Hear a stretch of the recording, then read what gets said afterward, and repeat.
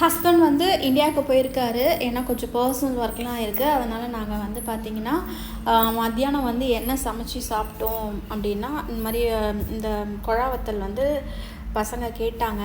கேட்டதுனால சரி பொரிச்சு வச்சேன். அதுக்கப்புறமா ஒயிட் ரைஸு, கோஸ் இருந்தது, பருப்பு கூட்டு மாதிரி பண்ணிவிட்டு அதுக்கப்புறம் அப்பளம் வச்சு நாங்கள் 3 பேரும் வந்து சாப்பிட்டோம். சிம்பிளாக சாப்பிட்டாச்சு. நைட்டுக்கும் அந்த கூட்டோட தோசையை ஊற்றிக்கலாம் அப்படின்னு சொல்லி விட்டுட்டேன். அதுக்கப்புறமா கிச்சன் ஸ்டேட்டஸ் பார்த்திங்கன்னா இப்படி தான் வந்து இருக்குது.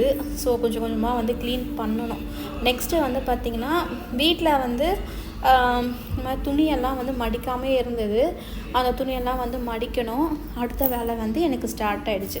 பாத்திரம் கழுவிட்டு துணி மடிச்சுட்டு அதுக்கப்புறமா இன்றைக்கி என்ன பண்ணிட்டேன் அப்படின்னா, ஃபுல்லாக பெட்ஷீட்டு, பில்லோஸு இதெல்லாமே வந்து எடுத்து வெயிலில் வந்து நல்லா காய வச்சு தான் வந்து யூஸ் பண்ணுறது.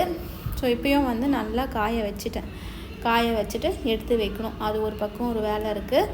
நெக்ஸ்ட்டு வந்து பார்த்திங்கன்னா பெட்ரூமில் வந்து என்னென்னா, இங்கே வந்து பார்த்திங்கன்னா பெஸ்டிசைட் வந்து பண்ணணும்னு வந்து சொல்லிட்டாங்க அப்பார்ட்மெண்ட்டில்.